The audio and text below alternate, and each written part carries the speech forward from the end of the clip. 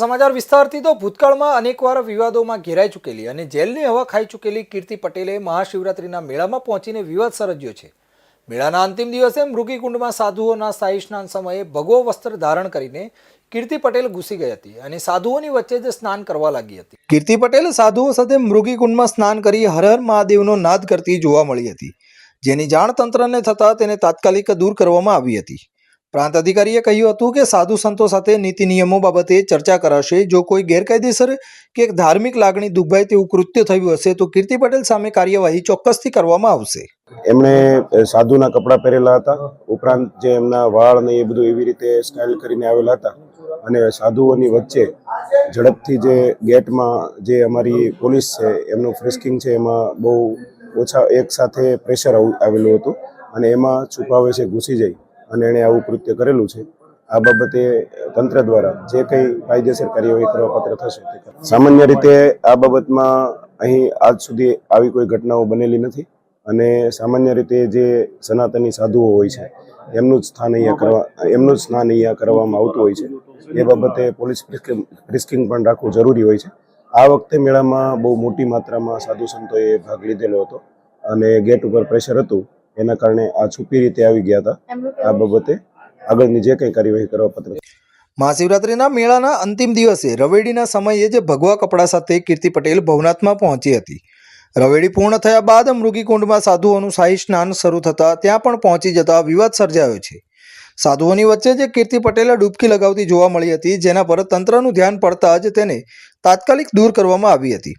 કીર્તિની આ હરકતથી સાધુઓની પણ લાગણી દુભાઈ છે અને રોષ જોવા મળ્યો હતો। તેવામાં ખાખીમઢી મેંદરડાના મહંત સુખરામદાસ બાપુનું નિવેદન પણ સામે આવ્યું છે। બાપુએ પણ આ ઘટનાનો વિરોધ કર્યો હતો અને તંત્રને આ અંગે પગલાં લેવા માટે અપીલ પણ કરવામાં આવી છે। જય ભવનાથ, હર હર મહાદેવ। જુનાગઢમાં જ્યારે મિની કુંભ યોજાયું અને મિની કુંભની અંદર ખૂબ સારું મેળાના આયોજન થયું અને મેળામાં જ્યારે રવેડી નીકળી હતી, રવેડીને વચ્ચે ઘણા બધા એવા લોકોએ સાધુને ભેષમાં સાધુના કપડાં પહેરીને રવેડીની સાથે સામેલ થયા છે।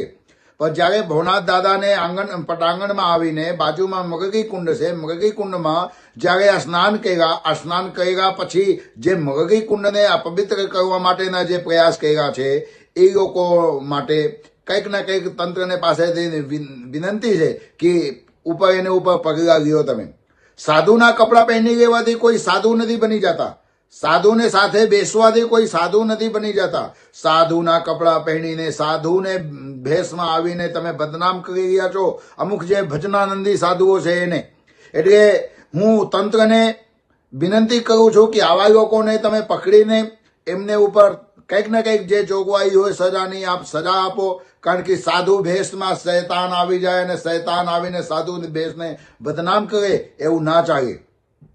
જે મેગા અધિકારી છે સાહેબશ્રીને હું ખૂબ સાધુવાદ આપીશ, કારણ કે સાહેબશ્રીએ સામે જ ઉભા રહ્યા હતા અને જે કોઈ સાહેબને નજરમાં પડ્યા છે સાહેબ એમને તંત્રને સાથે રાખીને એમને પકડીને બહાર કાઢવાનું કામ કર્યા છે।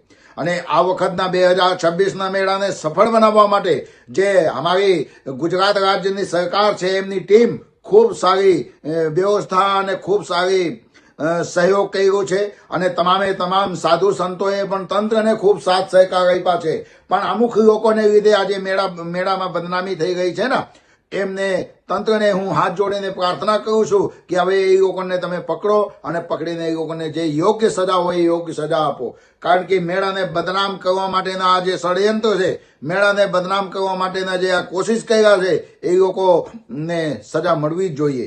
આ જે પવિત્ર મગગી કુંડ છે, પવિત્ર મગગી કુંડની અંદર અમુક લોકોએ જે સાંસારિક જીવન ભોગવે છે અને આવીને મગગી કુંડમાં સાધુ સંતોને સાથે રહીને સ્નાન કરે છે, આ ચલાવી લેવામાં નહીં આવે। જે વરિષ્ઠ સંતો છે, વરિષ્ઠ સંતોની બેઠક બોલાવીને અને આવા લોકોને ઉપર કાર્યવાહી થવી જોઈએ અને કરવી જોઈએ અને એની અંદર જે પણ કંઈ યોગ્ય પગલાં હોય કલેક્ટર શ્રીથી લઈને અન્ય ઘણા બધા અધિકારીઓને સાથે રાખીને આને ઉપર નિર્ણય લેવો જોઈએ, કારણ કે તાકી બીજી વખત આવી રીતના કોઈ હિંમત ન કરે. આ વારંવાર આવી રીતે સનાતન ધર્મને બદનામ કરવા માટે, સનાતન ધર્મને લાંછન લગાડવા માટે ના જે આવા અમુક આવારા તત્વોના લોકોને સાથે પ્રયાસ થઈ રહ્યું છે ને, આ બંધ થવું જોઈએ. જય ભવનાથ. હર હર